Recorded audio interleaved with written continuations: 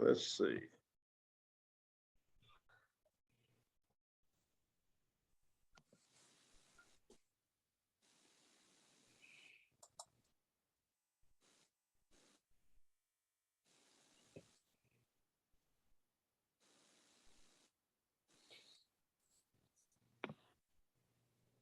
Okay, well, it's 6:02, and I'd like to welcome everyone to the December 14th, 2021 South Grand Water and Sewer Authority business meeting. And welcome. And with that, I'll call the meeting to order. And first order of business is roll call. All right, thank you, Mr. Gooch. Can you hear me okay? Yes. All right, very good. So roll call, Mr. Gooch, Present.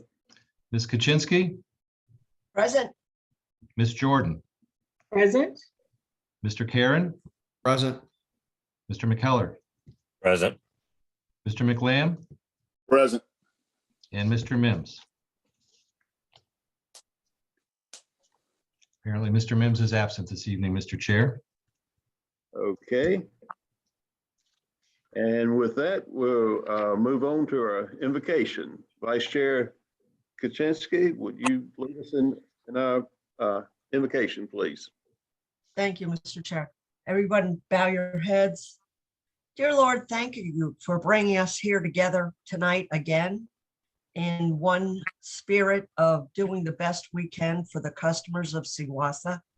Guide our hearts and our minds and let us do the business at hand with respect and dignity for each other.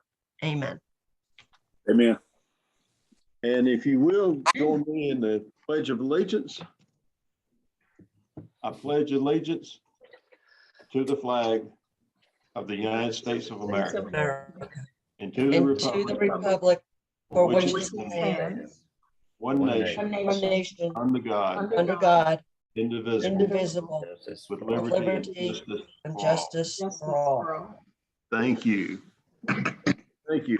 Is there any adjustments to the agenda tonight? If not, we'll entertain a motion to approve the meeting agenda.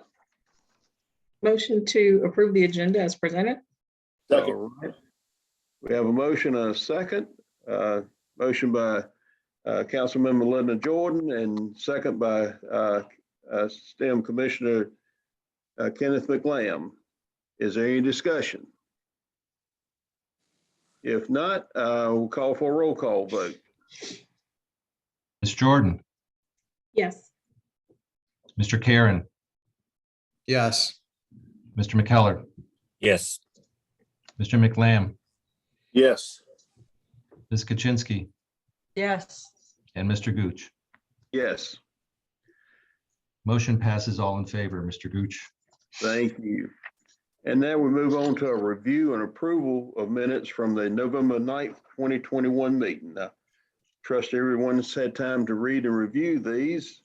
Is there any discussion? If there's no discussion, do I hear a motion? So move. Motion by Councilmember McKellar, Second. Tim Karen. second by Commissioner Karen. And any discussion?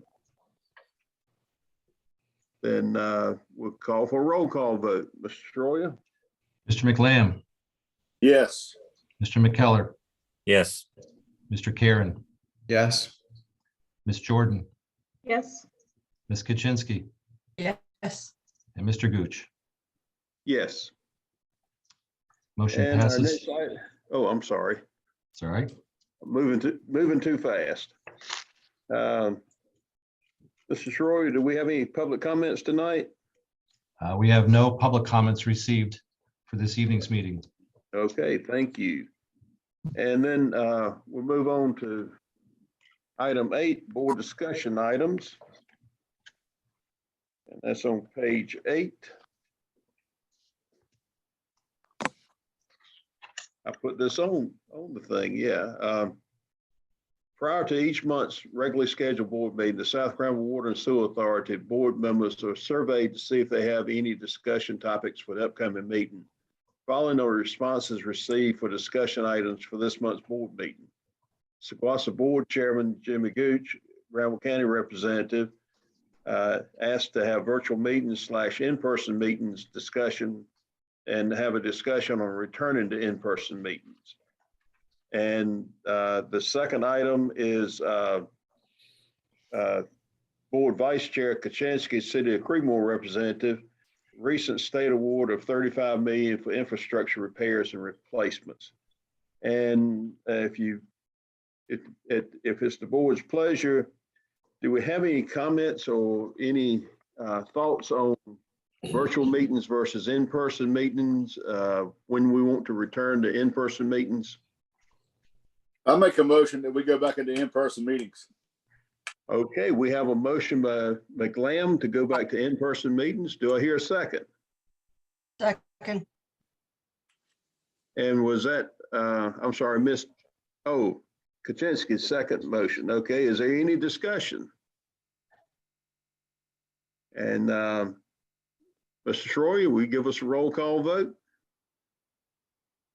Sure will. Mr. Gooch, Yes. Ms. Kaczynski, Yes. Ms. Jordan, Yes. Mr. Karen, Yes. Mr. McKellar, Yes. and Mr. McLam. Yes. Motion passes, all in favor, Mr. Chair. So the January meeting will be in-person meeting at the council chambers at Butler Town Hall. So we will return to in-person meetings, and then the next item for discussion is the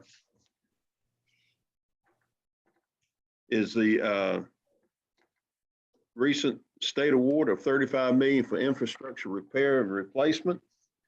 And we have executive director's note here throughout 2020 and 2021.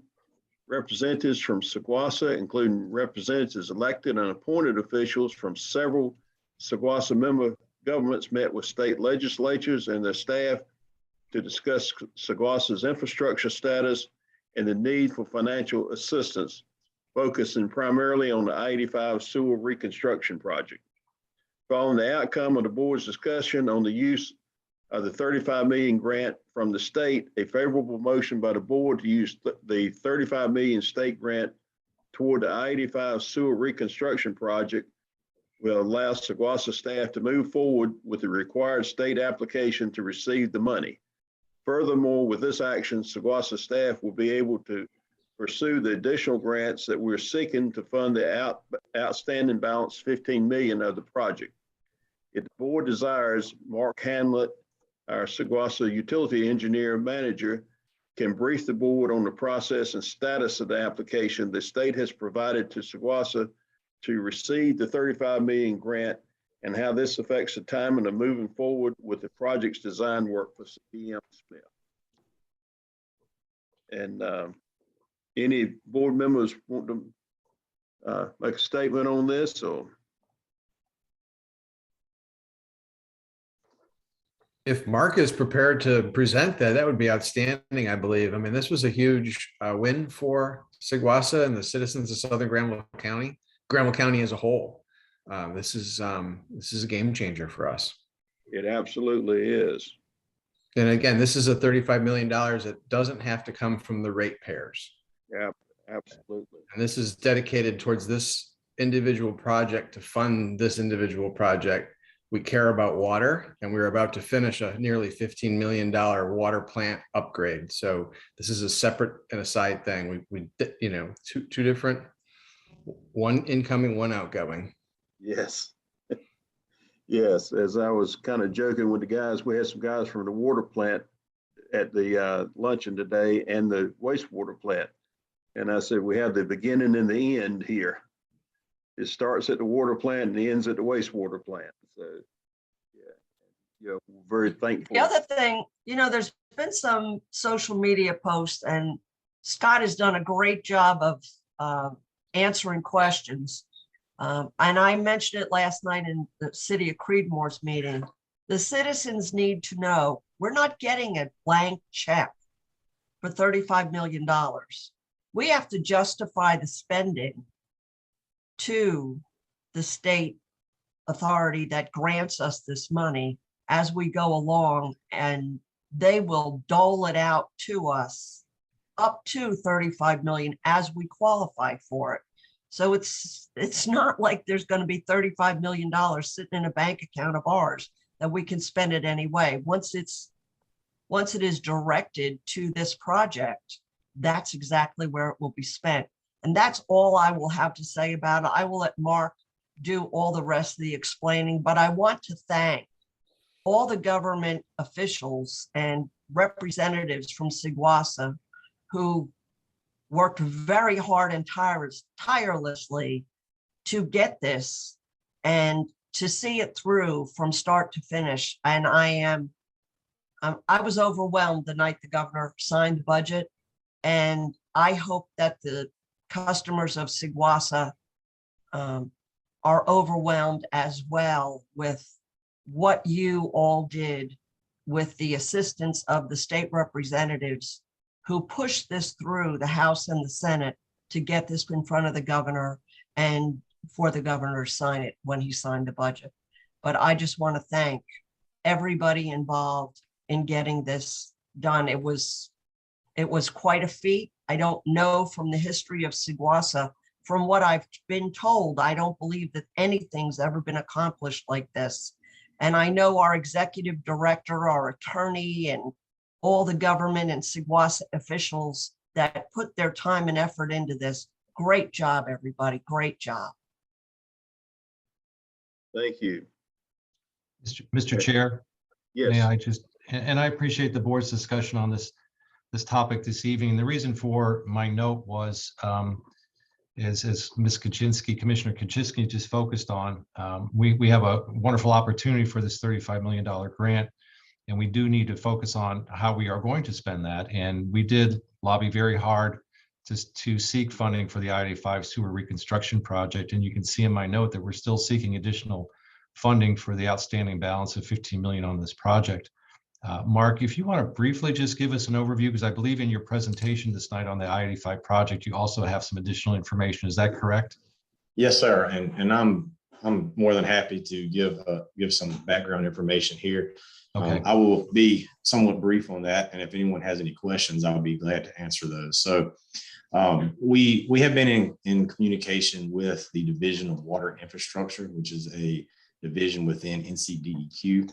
That is a group that is going to be administering the $35 million. And as Commissioner Kaczynski was saying, that $35 million has to go towards infrastructure improvements, water and sewer infrastructure improvements. It cannot go to any other source. It can't go to paying off debt. It can't go to salaries. It can't go to anything like that. It must go to infrastructure improvement projects. And obviously everyone here is thinking about the I-85 sewer project. So in working with DWI, Division of Water Infrastructure, they have created an application form, which they have sent to us. We just received that last week from their section chief. In reviewing that, there's a lot of steps that we have to take. There's a lot of information that we have to put together, but it should just be a formality, but we do have to provide detailed information. And that does include identification of the project. We have to provide a detailed breakdown of the costs associated with that project. So that is one of the things that I'm working on right now with our consultant, CDM Smith. We have to break down the cost of project management, land surveying, geotechnical investigation, design, construction, and so forth. We also have to look at this based on the $35 million that we have, and then we still have the balance of $15 million. So we have to break the funding up so that we can identify what the $35 million will pay for on the sewer project, and then what we're going to pay for with the remaining $15 million that we're working on now. So once that application is submitted to Division of Water Infrastructure, they will review that, and after approving the project, making sure that it meets the guidelines of the funding, being an infrastructure project, they will issue a letter of award to us, basically granting that money to us. And they do not send us a check. The way this works is as we pay invoices on the project, and they can reimburse the design proposal as well as the construction of the project. We will have to pay those invoices out of SAGWASA funds, but then we will submit to Division of Water Infrastructure for reimbursement. So they review those invoices, make sure that that we are paying for something that fits under the infrastructure funds. Then they will reimburse us the money. So that is, in a nutshell, where we're at with that process. And my goal right now is to have that application complete by the end of this week. And I'd love by the end of this week or early next week to submit that back to DWI for their approval, so we can get that letter in hand and go ahead and get started on the project. So with that, I'll be happy to take any questions, or I can just provide additional updates later as we get them. Mark, as we all know, that money has to be spent, and it's a very specific way we have to spend it.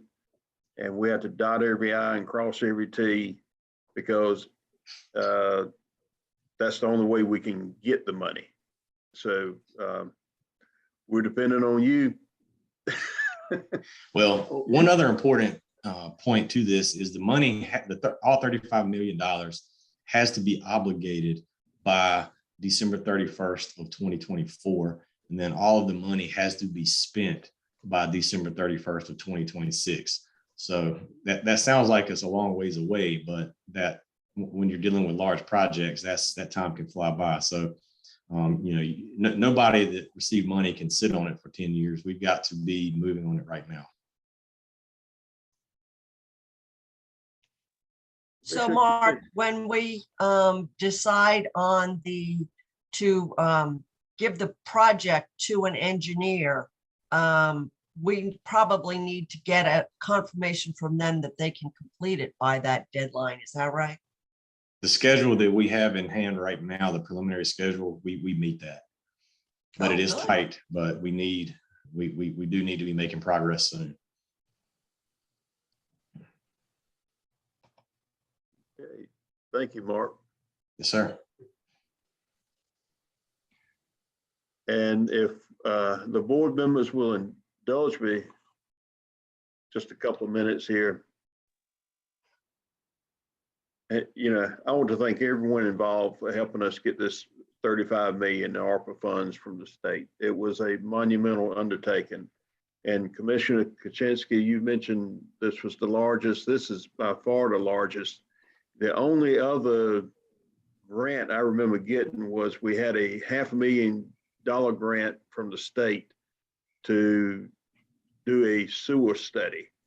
And that sewer study is what turned up all the deficiencies in our system that we're addressing through this project.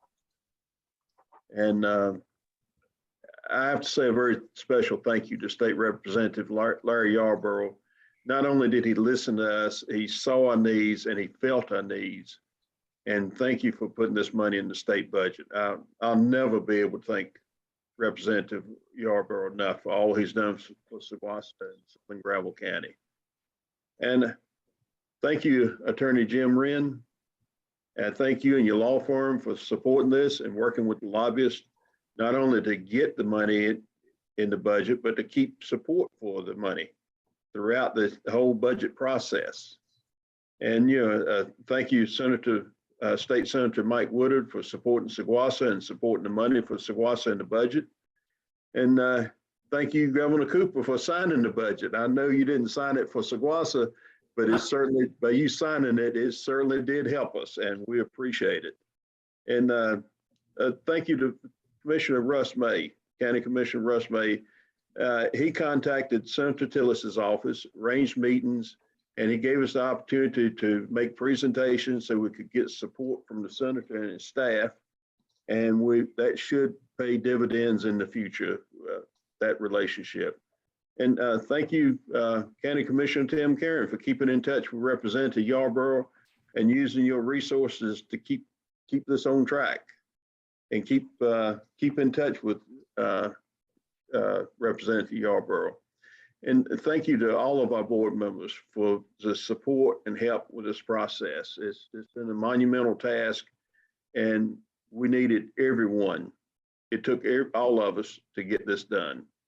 I also want to thank U.S. Representative Price's office for their help, and they put us in contact with a central source for grants and loans. So we have another source to work with. And a very special thank you to our Executive Director, Scott Schroyer, and his staff. And thank you for keeping in contact with everyone involved in this process. And most of all, thank you for the excellent presentations you put together and the availability to make those presentations quite often at a moment's notice. We had several times we called on Scott at kind of the last minute to come in and make the presentation, and it helped immensely. And I can't thank Scott enough. And, you know, with all the contacts we've made and relationships we've developed during this process, it puts us in a position to attract more support and hopefully more grants for the future. And this $35 million is the greatest show of support and help in the history of Sequoia, and puts us on track for more projects and many much needed upgrades. And, you know, on a personal note, I have a lot to be thankful for this year, not only in my public life, but especially my private life. And I am truly thankful to all those who helped with this money, getting this money for Sequoia, and all the good it would do for our community. Thank you to everyone. I appreciate it. Is anyone else got any comments they'd like to make? Chairman Gooch, one comment. Yes, I thoroughly thrilled by the award that we received. My only comment is going back to what Commissioner Kaczynski said earlier around the community and what's on Nextdoor and those types of things.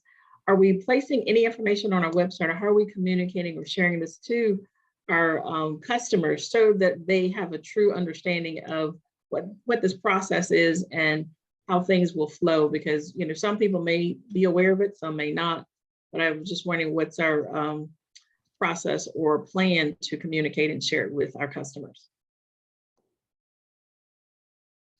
Mr. Chair, if I may. Yes, please.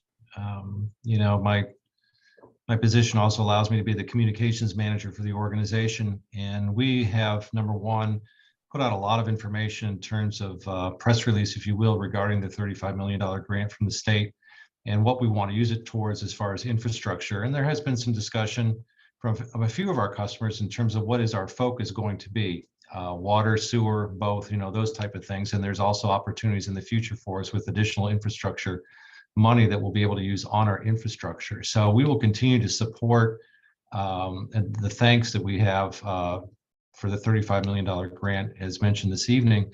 And one of the reasons for me putting this note on tonight's discussion item was also to give us that ability to understand how we're going to focus that money and where, and we will be able to continue putting out information to the public on, okay, now that we've taken this step, if you will, we can move in this direction, and here's what our focus will be, and our timing that will start to come into focus as well. And we can also promote some of our other priorities as far as the water quality that we're also working on at the same time.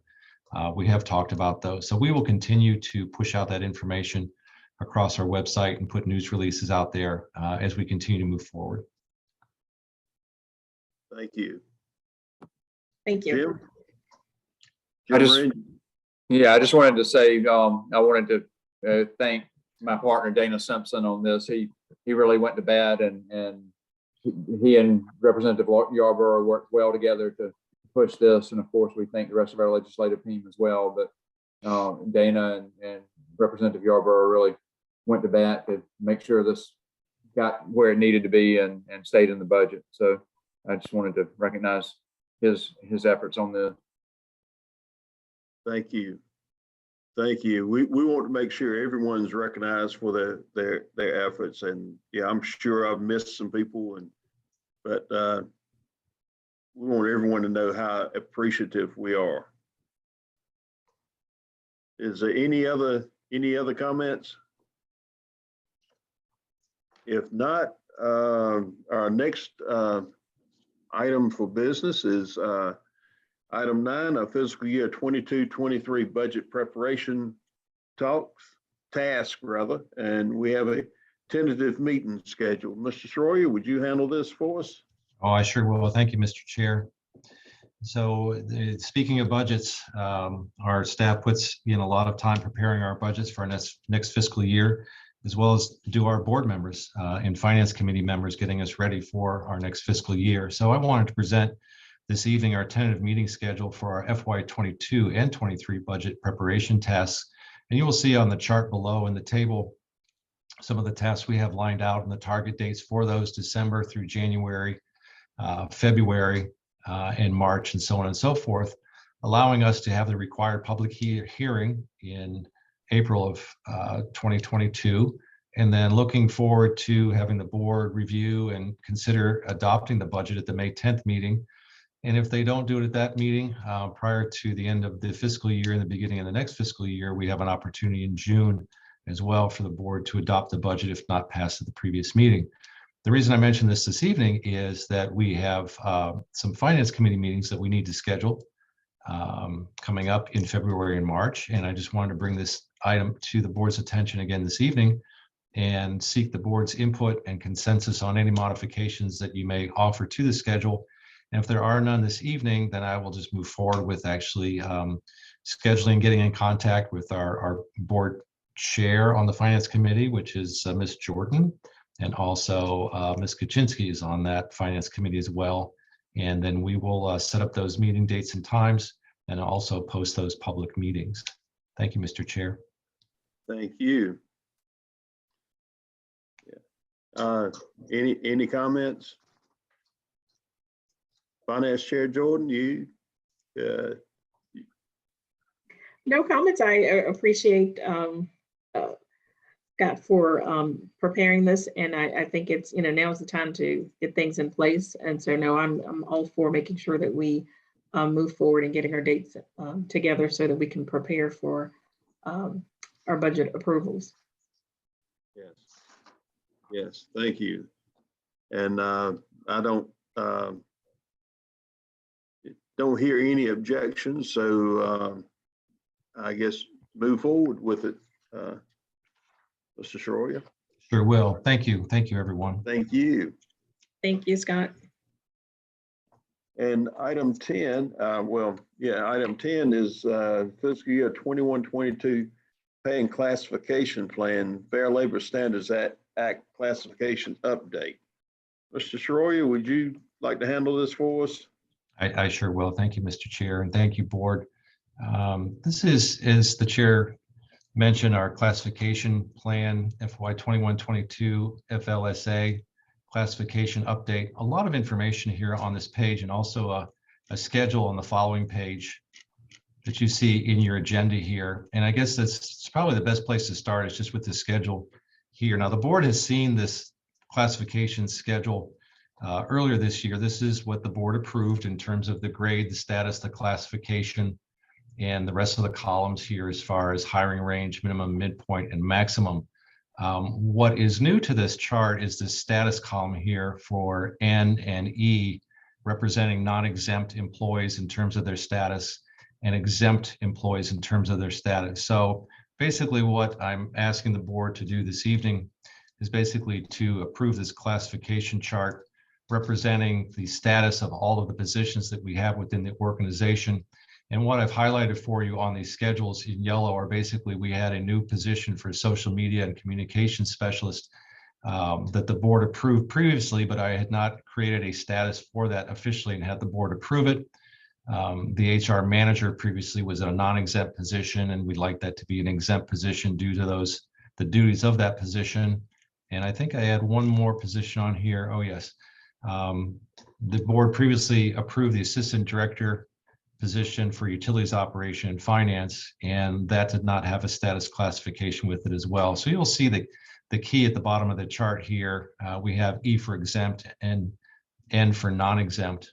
And just kind of scrolling back up on this, I also provided you with an outline of a brief explanation of what the non-exempt employees do and the exempt employees, that you have that information in front of you. And so what I'm looking for basically from the board or requesting is that the Saguasa Board approve the updated position classification plan for FY 21-22, reflecting the changes in the FLSA status. And then next fiscal year, basically, I will bring this chart again back to the board for approval for any changes to anything on that chart. Thank you, Mr. Chair. Thank you. Do we have any questions or comments from the board members?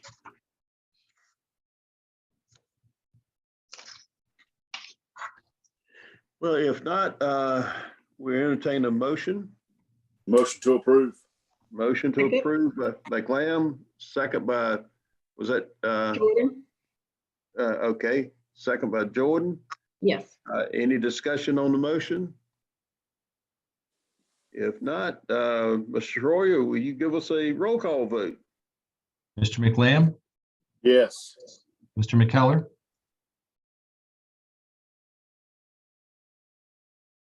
Mr. McKellar, I just unmuted myself. I'm sorry. Yes. Mr. Karen, Aye, yes. Ms. Jordan, Yes. Ms. Kaczynski, Yes, and Mr. Gooch. Yes. Motion passes all in favor. Okay, thank you. And the next item is Elbert Street, lot number 2 and lot number 3, Creedmoor, is requesting an allocation transfer. I'll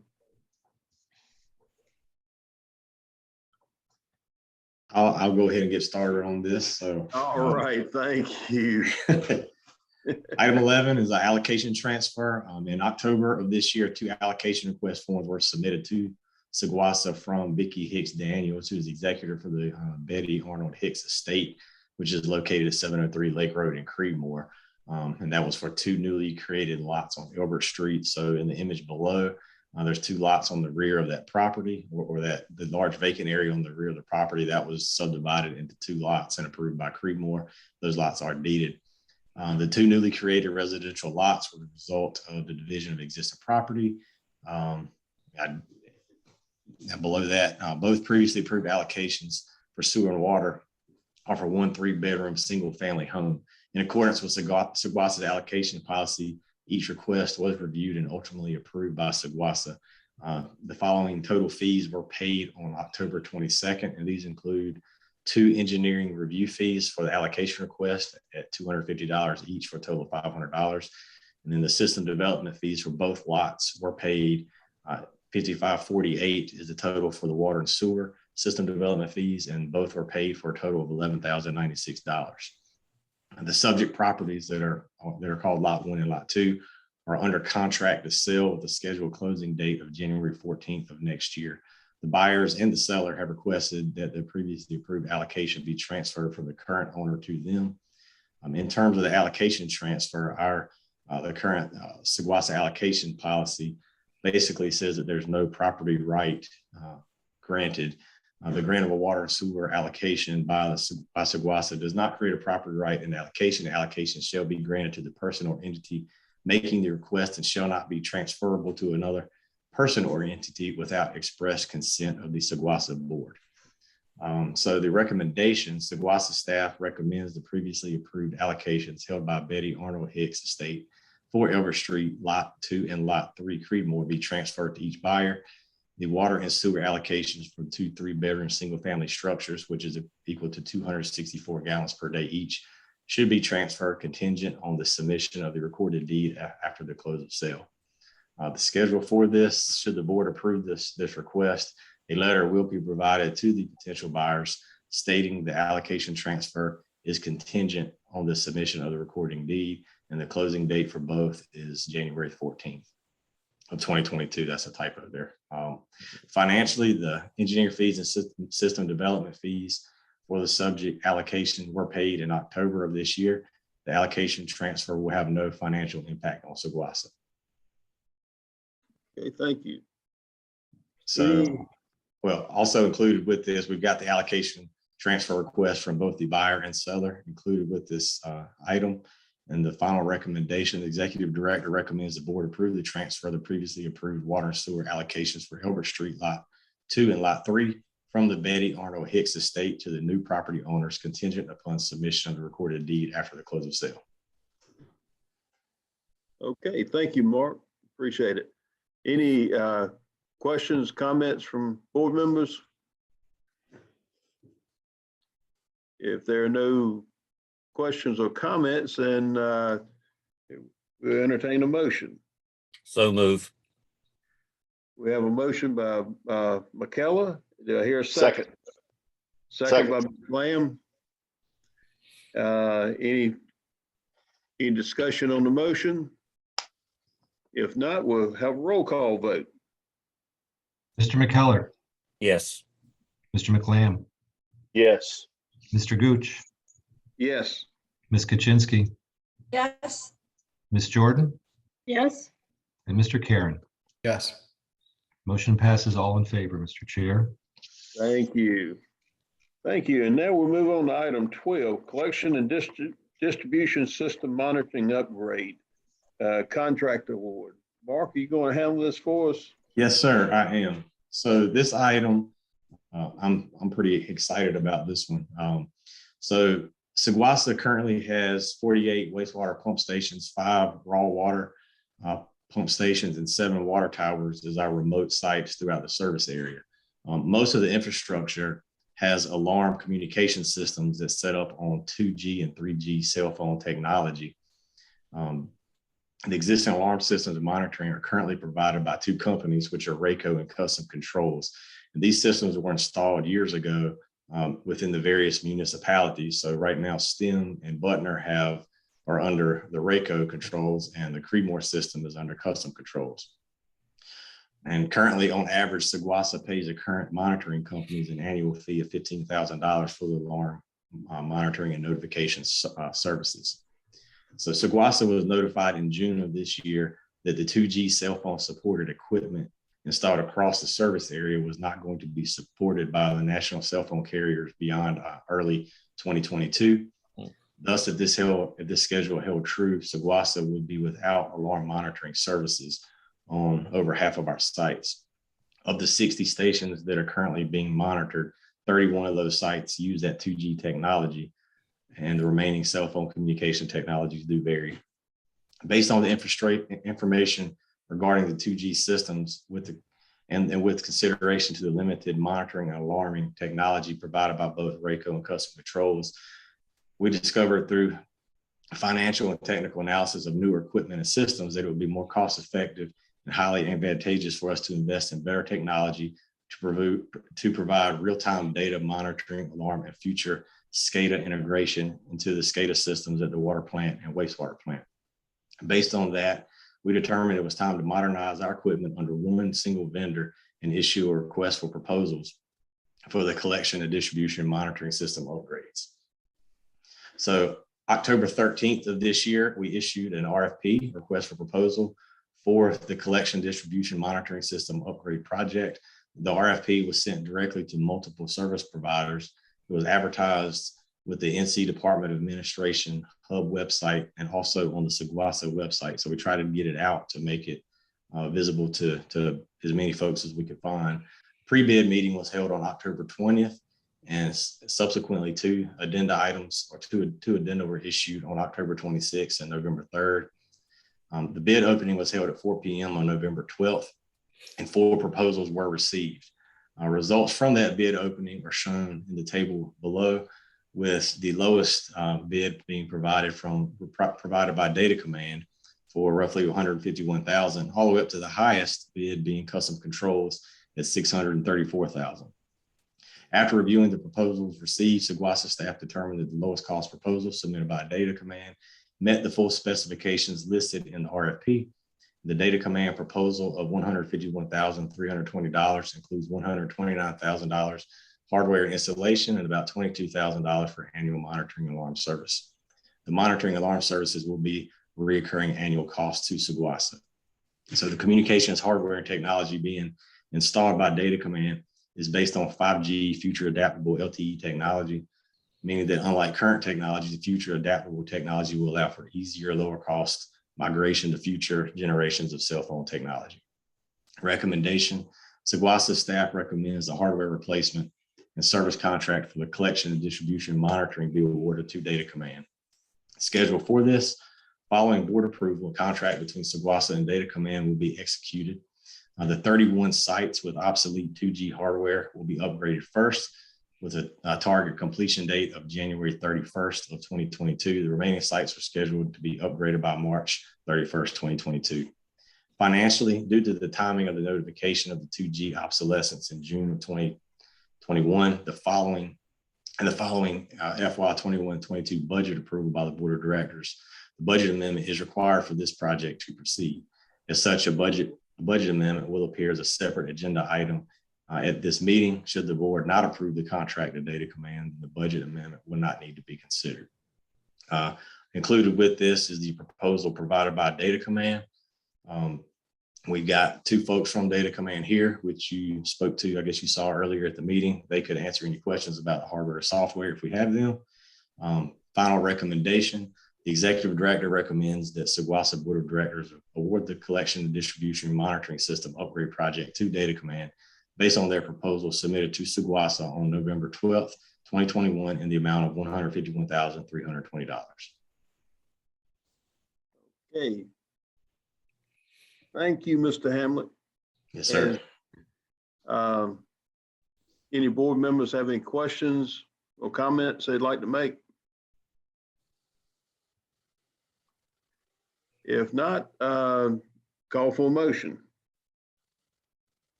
Mr. Chairman, Yes. I would like to ask, is there a contingency fee worked into this 151,320? We do not have a contingency. It's a firm bid. There's a very detailed set of specifications that was bid about the technology, the hardware that we want installed. Everyone that bid on the project had the opportunity to visit multiple sites to see what they would be dealing with. So I feel that we have a firm bid, and I do not anticipate any increase in cost. Thank you, Mark. ma'am. The other question I have is, some of these sites are in very rural areas. Do we feel assured that we can upgrade them all to 5G? So it's going to be 5G compatible technology. It will also work with 4G. So I don't know that 5G is everywhere, but as 5G is brought online, these sites will be able to utilize that. Okay. Thank you, Mark. I appreciate Yes, it. ma'am. Thank you. Any other questions? I have a question. Why such the large money amount from 155 to 600 and some $1,000?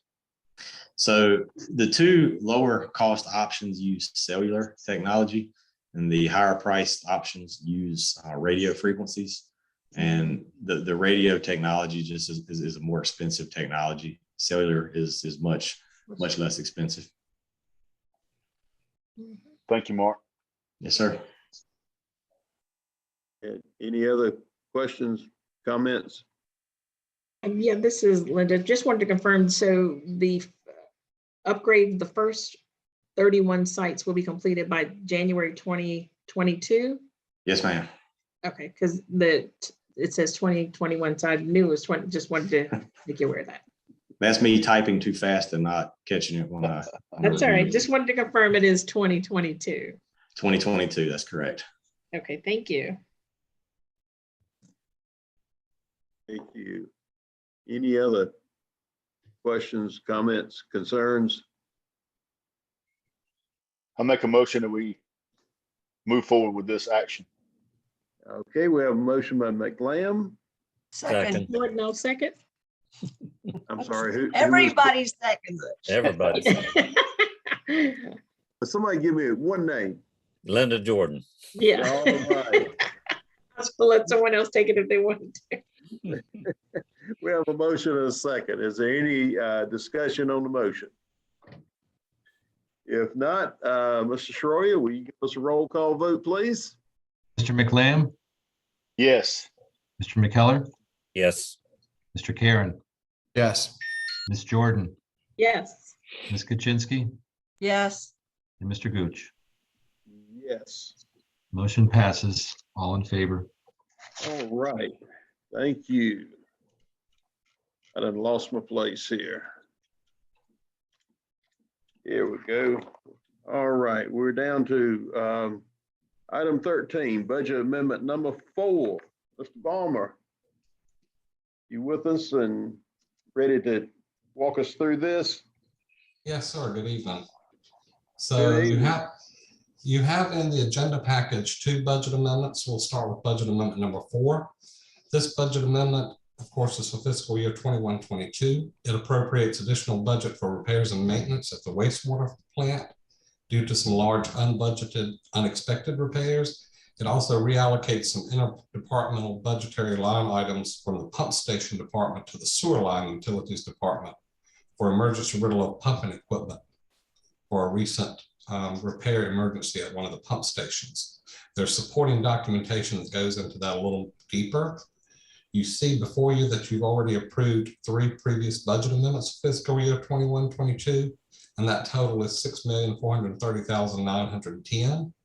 Basically, budget amendment number 4 is appropriating $37,000 in additional fund balance, and that is being budgeted in the expense line items for the utilities sewer line maintenance department at $4,000, the wastewater treatment plant for $37,000, and you'll see there's a negative utilities pump station and tower budget of $4,000. So in essence, we're transferring $4,000 from the pump station and towers to the sewer line maintenance department, and we're appropriating $37,000 of additional budget and additional fund balance for the wastewater treatment plant.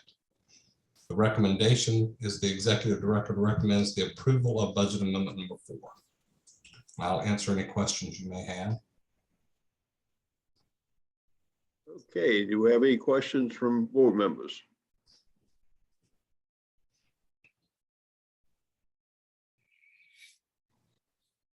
If there are no questions from the board members, then we'll entertain a motion. I move we approve budget amendment 4. Move for approval by McKellar, Second. second by Kaczynski. Is there any discussion on the motion? I hear nobody speaking up for discussion on it, so we'll go to a roll call vote. Mr. Schroyer, will you give us a roll call vote? Mr. McKellar, Yes. Ms. Kaczynski, Yes. Mr. Gooch, Yes. Ms. Jordan, Yes. Mr. McLamb, Yes. and Mr. Karen. Yes. Motion passes all in favor, Mr. Chair. Thank you. And item 14 is budget amendment number 5. Yes, thank you, Mr. Chair. Budget amendment number 5 directly relates to the item 12 that you previously approved, dealing with the telemetry equipment replacement. This budget amendment is for fiscal year 21-22.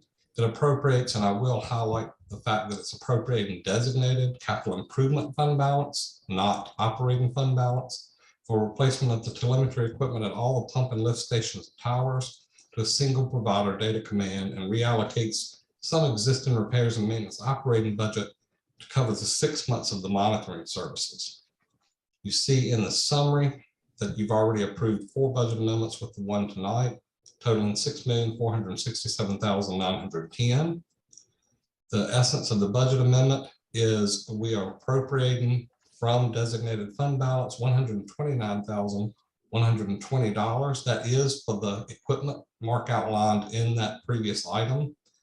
You'll notice that there's no increase in appropriation for the operating expense. We'll see that in a minute, but we are appropriating to the utilities, power stations, and towers capital outlay account $129,120 from capital improvement fund balance. Before I give you the recommendation, I wanted to highlight something in the supporting document that may prevent some questions. You'll see the breakdown of the 129,120, which is the capital outlay items. That's the actual all the hardware. You'll see that Mark outlined that there was $22,200 in his item for telemetry for the actual monthly monitoring cost. Since there's only expected to be 6 months or less of that cost in fiscal year 21-22, you'll see that we're only transferring $11,100 from basically the repairs and maintenance account in the pump station department to the telemetry account in the pump station department. That's why you do not see the impact of that 11,100 or the 22.2 in the actual budget amendment as presented. And the recommendation by the executive director is recommending that the approval of budget amendment number 5 is presented. Thank you, Mr. Palmer. Is there any questions, comments from board members? If there are no questions or comments from the board members, we'll entertain a motion. So Motion to moved. approve budget amendment number 5. Second. All right. I can't even write this down fast enough. Lamb Kaczynski. Yes. Lamb and Kaczynski. So is there any discussion on the motion?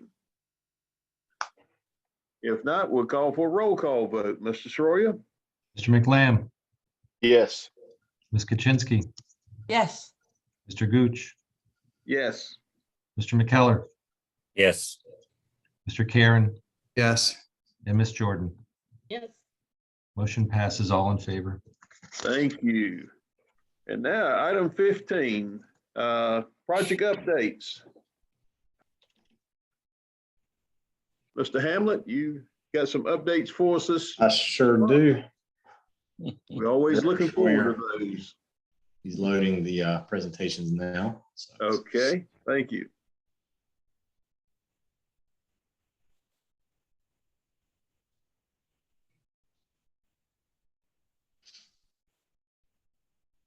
Which one are we doing first, Mark?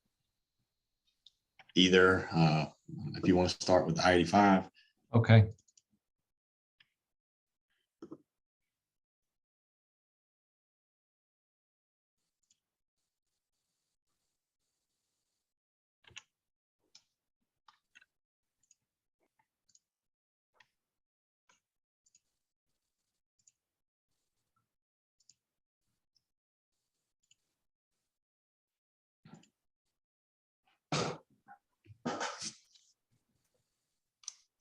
Okay, all right, the first presentation, first part of this is the I-85 sanitary sewer and the other project category update. So next slide.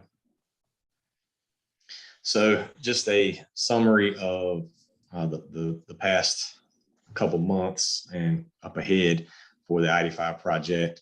In November, we reviewed alternatives and cost analysis with the board. CDM Smith, our consultant, was here and presented that information to the board, and the board authorized proceeding with the development of the scope and fee proposal for alternative number 5, which was presented at the December board meeting, or in the month of December. Saguasa staff is coordinating with DEQ regarding the funding, and I gave a brief update of that earlier tonight, but like I said, we are hoping to get all that information submitted to DEQ within the next week or so, and hopefully have a quick turnaround from them authorizing the funding for the I-85 sewer project. In January, we plan to have the funding approvals in place, and then we will present the CDM Smith scope and fee proposal to the board for approval. So hopefully, if all goes well with DEQ, that will be presented for approval in January, and then we can go ahead and get started on the work. So next slide, please. So more information on the project status on November. The alternatives were presented to the board. Alternative 5 was recommended by Saguasa staff and by CDM Smith, and the board gave approval of that alternative number 5 for the development of phase 2 services. The image on the right shows the alternative that was presented. Quick summary of that. The brown portion going through the northern part of Butner, that's the northern gravity interceptor. That portion is going to be replaced.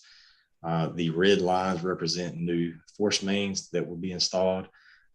The project will include a new Joe P. lift station, a new East Middleton lift station, and a new I-85 lift station to the north.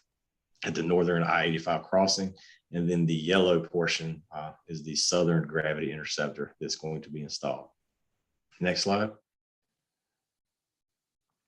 So as we said earlier in December, SWASA has been coordinating with DEQ regarding the funding.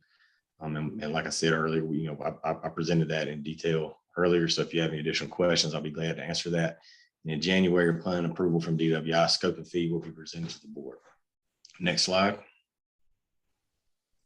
Project schedule. The first part of the design proposal, once that gets signed, we will begin surveying, and the design, the surveying and design and permitting is expected to take 12 to 18 months. Initial progress of that will be the field surveying, the subsurface utility location and marking, and then development of preliminary engineering report. And then after that 12 to 18 month period for design and permitting, the construction should take 18 to 24 months.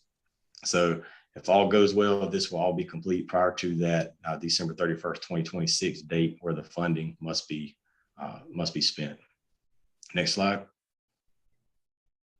So now we'll jump to before we get to the other projects, does anyone have any questions about the I-85? Okay, if not, we can jump into the other projects category. First one of these is the digester repair project at the wastewater treatment plant. Project scope here was to replace diffuser laterals and headers with CPVC and stainless steel materials to withstand the high heat. The project schedule. So tank number 4 construction has been completed. The contents of tank number 3 have been moved to tank number 4. And with tank number 3 emptied out, construction is in progress. Next slide. So here, next few slides, I've got pictures of the progress. So on the left here, you have the materials on site. The picture on the right is a picture of tank 4 with the diffuser and lateral piping removed. Next slide.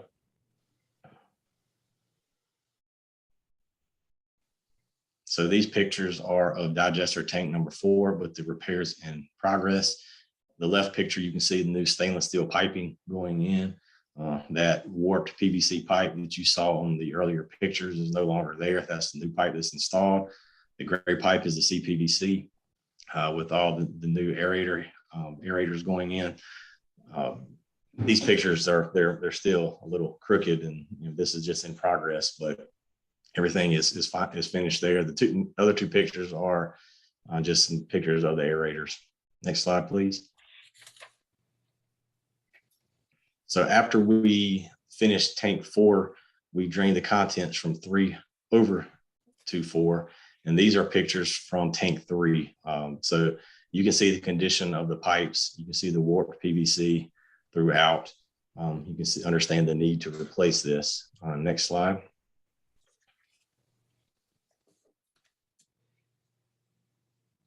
So these are pictures of digester tank number 3 under construction. You can see some on the right. You see the new stainless steel pipe being installed, and then also all of the CPVC aerators and header pipe being installed there. So it's a lot of improvement there, big improvement over what we had in place.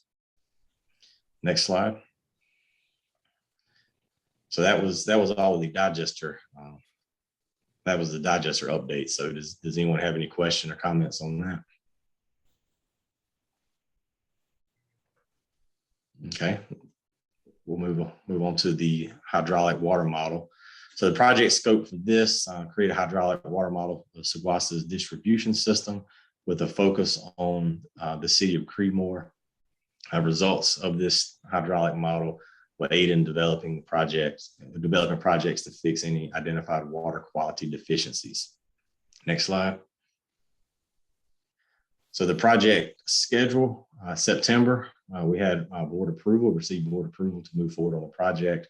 Between October and December, we have been working on data acquisition, which is basically trying to dig up as-built drawings from our records, find water demand data, fire hydrant flow data, provide that to the consultant for the development of the model. November through January, we are developing the preliminary model, and I've talked to the consultant today, and we do have a baseline model about complete. So we plan to start the refinement of that soon. February and March, we had the original schedule was to have the model refinement and selective fire hydrant testing.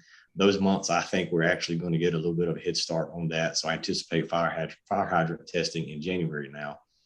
And we're looking at April, complete the final model calibration. May, we'll run multiple scenarios and the consultant will submit the draft report. And in June, we anticipate the final report being submitted to SUWASA and being able to present those results to the board. So are there any questions on the hydraulic water model? If none, we'll go to the next slide. And just a quick update on the AIA grant application. Nothing has changed on this since the last meeting, but this was the $150,000 grant being submitted, or grant application being submitted to NCDEQ to perform an asset inventory assessment of our water distribution system. If that money is awarded, we will perform that AIA assessment, which the results from that will help us to develop a capital improvement plan for infrastructure repairs throughout the water distribution system. Project schedule, the AIA grant application was submitted to DEQ at the end of September, and we anticipate having news from DEQ on the grant status or the grant award status in February. So any questions there? Next slide. And any questions at all for I-85 or the other projects? And if there are none, we can proceed to the water treatment plant update. Anybody have any questions, comments? I want to Yes. thank Mark for giving me 2 wonderful tours of the wastewater treatment plant and seeing these digester tanks up close and personal. Now, the first tank, in my opinion, looked a lot worse than the second tank. Because Scott took me for that one a long time ago. But it was truly amazing to see that the second tank was, in fact, the pipes were damaged and warped. And I'm very glad that this project is moving forward. I would assume that our next 2 tanks are probably going to look very much the same once we drain them out. But this is long overdue, and it's good to see progress. And thank you again, Mark, for your time and your explanations to my stupid questions. But thank you all very, and Scott for letting me steal your engineer twice. I'm happy to help. And I'll be glad to show anybody, any commissioners, if you want to go visit the digester or the water plant and take a look at any of the construction projects, the invitation is there. Thank you. Thank you so much, Mark. We appreciate it. Appreciate all that you do. So next presentation is the update for the water treatment plant project. So a project summary, contract price around $13.5 million with notice to proceed issued May 15th of last year. Contract time is 580 days.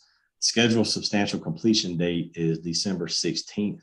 However, the contractor has requested 17 additional days due to documented weather days. That is something that is allowed in the contract, and we intend to honor that. So the substantial completion date looks like it will be rescheduled to December 31st. Based on the November payment application, the calendar days complete, we're at 95%, and the work complete, we're at 88%. Next slide. So up until this meeting, every month when we showed this slide, showed the parts that were under construction, everything was circled except the sedimentation basins. And those are actually circled now. And that is the last part of the project that is under upgrade. So now every component at the site that is to be upgraded work is being done or has been completed. So next slide. So major items completed over the last 30 days and a little bit of information on what's to come. Under the general site category, they have basically graded everything. They've installed seed, straw, and erosion control matting. So basically the site work is complete. For the dewatering facility, all mechanical components have been installed. However, we are waiting on some final electrical installation. That is going to be a theme of all of these components. Mechanical and hardware components are installed, but we are having some delivery issues right now with some of the electrical and SCADA equipment. but we are getting very close. But with the dewatering facility, as I said, mechanical components complete, and the startup of the belt press is in progress. We're just trying to fine tune that right now, fine tune some of the polymer that we're using with that to get the best results. Gravity thickener, all mechanical components installed. Waiting on the final installation of an electrical control panel and the lights. That is the last bit that needs to be done with that. Next slide. The sludge storage tanks, all mechanical components are complete, and we're just working on a final electrical control panel. Chemical feed facility, all pumps have been installed. We do have to install the water softener system and a few of the final electrical components. And we have an issue with the flow meter that we're working through right now. Once we get that resolved, then hopefully over the next couple of weeks, we'll have that all wrapped up and the chemical feed building will be complete. Bulk storage tanks, tank installation is complete. And as with the other components, waiting on a couple of electrical components to be delivered and installed. Next slide. So the last component is the SCADA. SCADA implementation is in progress, but we are waiting on, I believe, 2 of the SCADA computer servers that have been on back order, and we're just trying to get those on site for installation. Next slide. So next we'll go through a few pictures. These are the bulk storage tanks with some of the control panels installed. That's something new that has not been on, I don't believe that they have been on the previous pictures that you have seen. So those are basically complete with just some minor electrical upgrades needed. Next slide. These are pictures from the almost complete chemical feed building. So you see the exterior of the building, the top left, and then a lot of pictures of the controls and chemical tanks and chemical piping on the inside of the building on the other 5 pictures. Next slide. Thickened sludge storage tank doesn't look a lot different than what you had seen previously. However, there are some lights installed on top, and there will be, as I said, a control panel that has to be finalized, and that tank will be complete. Next slide. These are pictures from the interior of the dewatering building. All mechanical components are there. The belt press is there. Control panels are there. Just as with everything, waiting on a few electrical hookups. Next slide.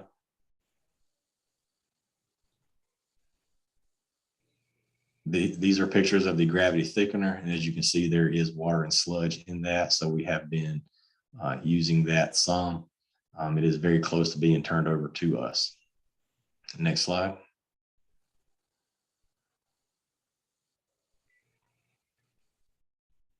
Okay, these are pictures from inside the thickened sludge pump station.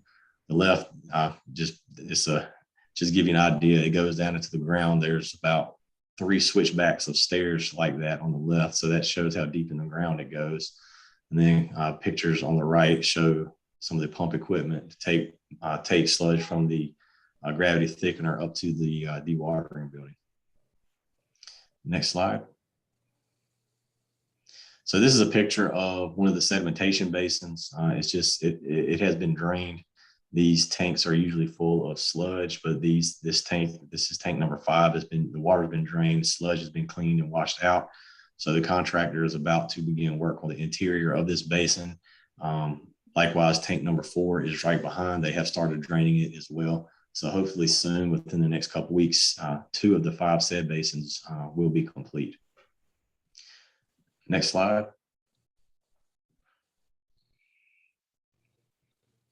And this is just a video from the top of the storage tank, so you can see the site. So you can see the bulk storage tanks. You can see all the curb and gutter and asphalt that has been installed. Chemical feed building. We have some grass coming up. You can see the erosion control mat throughout the site. Pump station and gravity thickener. Dewatering building.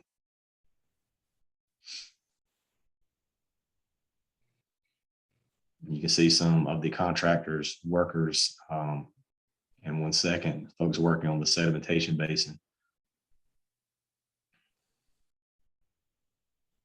So staff is, you see staff there working. And that concludes the update for the water treatment plant. If there are any questions, I'll be glad to take those.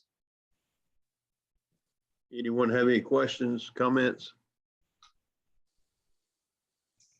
So, No, I just want to say yeah. thanks for the great presentation. It's amazing to see the before and the after, and it just looks phenomenal. So thank you. Thank you. And the estimated date for everything to be done, everything online, and, you know, So substantial completion was December 16th, with final completion around February 16th. So with the weather days, everything will be pushed back 17 days. I really think that we'll have most of the site online and operating it within a month or so.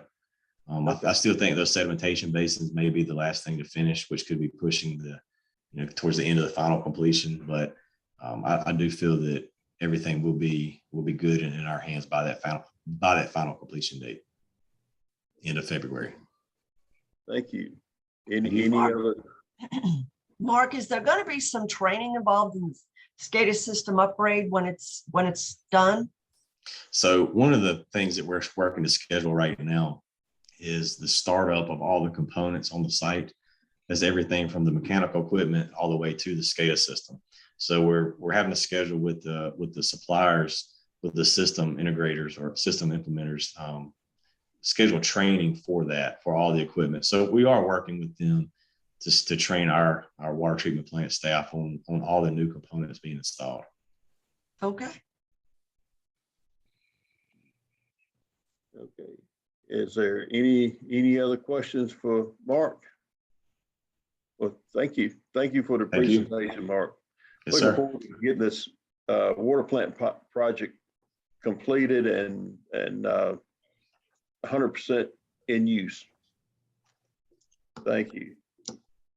And with that, our next item is comments from our executive director. Thank you, Mr. Chair and board members. First of all, thank you, Richard, our finance director, for your presentations this evening, for your items on the budget amendments. I also want to mention that Mark and I have pretty much had the spotlight for the I-85 project. One of our major partners here is Richard Ballmer, our finance director. He's up next in terms of the financing of these projects and helping us with the state grants and the other great grants from the US RDA and loan packages that we're looking at. So I just wanted to mention that about Richard as well. He's a partner in this as well, and is going to have more face time with the board as we move forward here, putting information together for the board. So I appreciate that. And Mark, thank you for your presentations. I think we owe it to the board, maybe in the February board meeting, to do a before and after presentation of the water plant. I think it's been fantastic over the course of the last 2 years. We've been able to do these monthly updates so the board and the public can appreciate all that we've done over the last 2 years and the improvements. But I think that sometimes it gets lost when you see everything shiny. You forget about what it looked like when we started. So we'll do a couple before and afters for everyone so you can appreciate that. But again, fine work and presentations, and we look forward to wrapping up that project. And as I mentioned, I think the last board meeting or the meeting before that during this presentation, we will schedule some additional tours when the weather gets nice, once the plant is fully up and running, including the SCADA system, so that you can all take a look at that should you want to do that. So thank you. The next item I have for the board is an item here on screen, which is a notice to the Saguasa Board of Directors that a source water resiliency and response plan, SWRP, for Saguasa has been created and implemented as required by the Safe Drinking Water Act. Saguasa is required as a community water system serving more than 3,300 people to conduct a risk and resilience assessment, prepare revised emergency response plans, and to certify to the US EPA this work has been completed. Additionally, the supplier of water shall certify that the source water resiliency and response plan has been created and implemented, and that the water system's governing body has been advised of the SWRP creation and implementation. So I want to get this item in front of the board this evening, just for the official record that we have completed this. And I will be filling out the required documentation by the end of the month just to acknowledge that we do comply with this. It's a very good program we've gone through the last couple of years just to look at our resiliency and response plans. And this will be another document for us as we prepare to be resilient as far as a water and sewer supplier to our customers. And there are some improvements that we need to make to certain systems. And we will be doing that and folding in those improvements to our CIPs over the next couple of years. So again, no action required by the board this evening, but of course, if the board has any questions about the program that we're putting together, I'd be happy to answer what I can this evening or look towards Mark, who's been the lead on this, to jump in and provide some responses as well.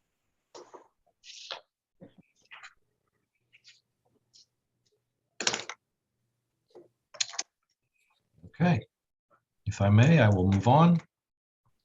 And I think that I have one more item, maybe two more items. Let me just get my screen shared here. Something I'd like to mention this evening, we've had this announcement out on our website since the 2nd of December. This is a new program that SAGWASA is participating in the North Carolina Department of Health and Human Services to provide financial assistance for households affected by the COVID-19 pandemic. This is a program that provides one-time payment for eligible households. This program will run through September of 2023 or until funds run out. Now, this program is managed by the NCDAHS and not SAGWASA, but you can see that we've provided for our customers that they can apply online through the web link that we have or through Granville County DSS directly. So we will continue to keep this information posted on our website.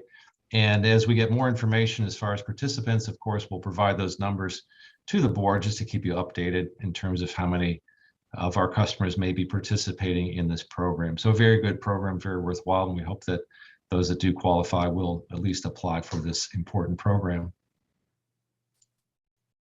Mr. Chair, the last item is that I would just like to wish happy holidays to all of our board members and our attorney this evening. And also I wanted to thank you, board members, today for your participation in our holiday luncheon that we held as an appreciation luncheon for our employees for the holidays.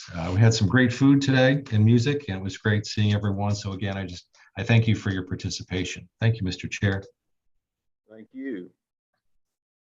Thank you. And now, any comments from our attorney, Mr. Wren? No comments tonight. Thank you. I wish everybody happy holidays. Thank you, and happy holidays to you. And I guess there's no need for a closed session of any kind? Nothing for that? I don't have anything this evening. Thank you. Good, thank you. Thank you. We'll mark that off the agenda. And there are comments from our board members. Mr. McKellar. None. I don't have any. I'd like to compliment the people on their food today. That's always a big excitement for me. But I wish everybody Merry Christmas, Happy New Year. Thank you. Mr. McLam. Merry Christmas to everyone, and thank you for everything that everybody's done this year. Thank you. Mr. Karen. Well, first and foremost, I want to wish everyone a Merry Christmas. Remember the reason for the season. What a great bunch of information that we were given tonight.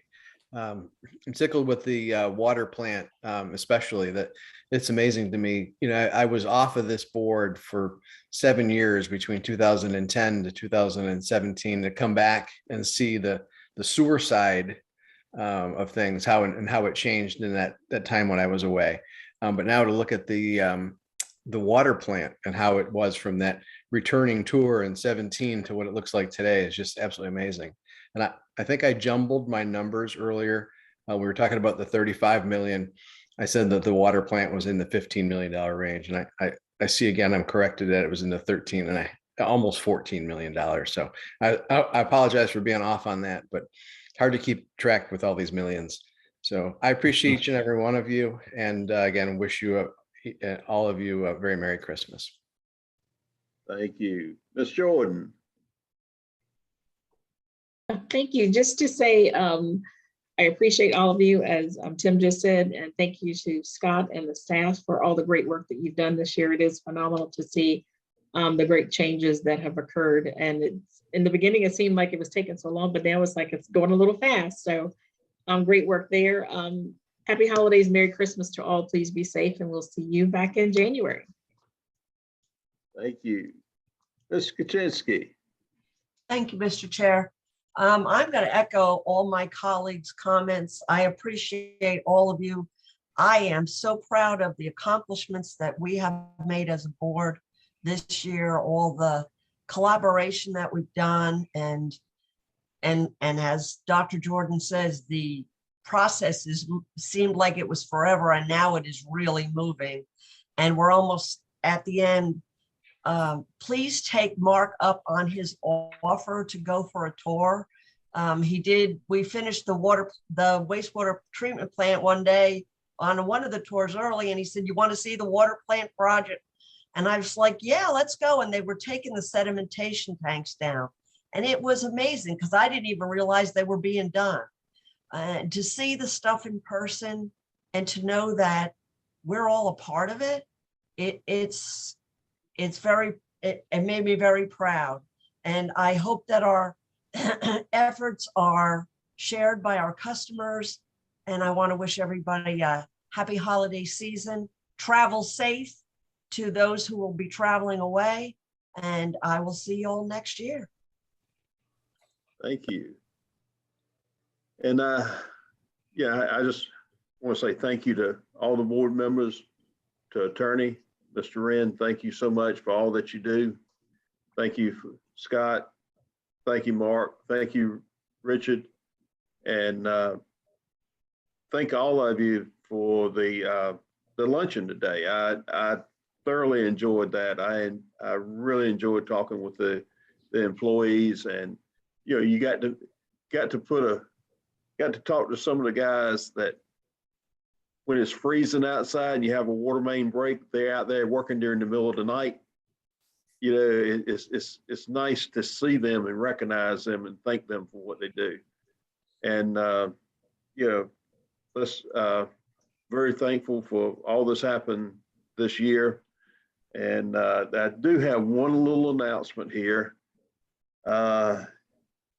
I looked up the fourth quarter disinfection byproducts on the TTHMs and HAA5s. Saguasa was 0.029 and 0.023.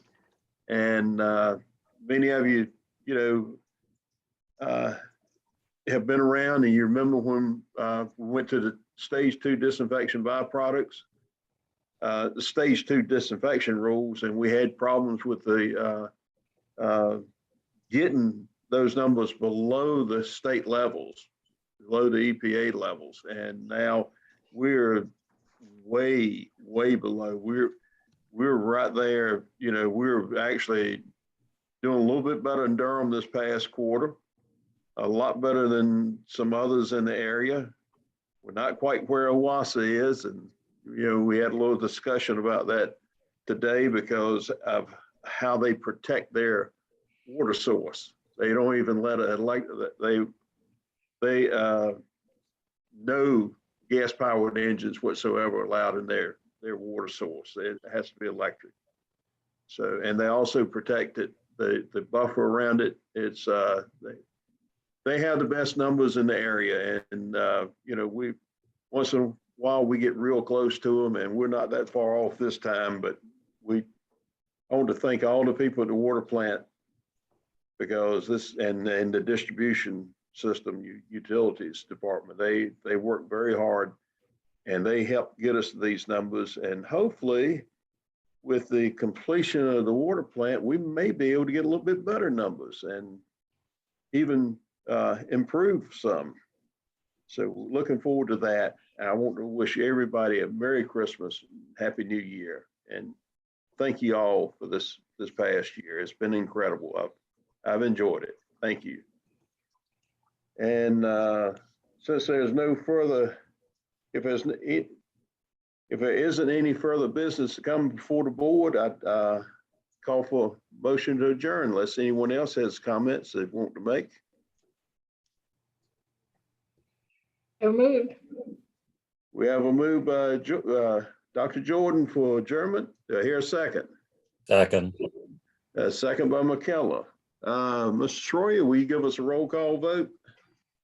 Ms. Jordan, Yes. Mr. Karen, Yes.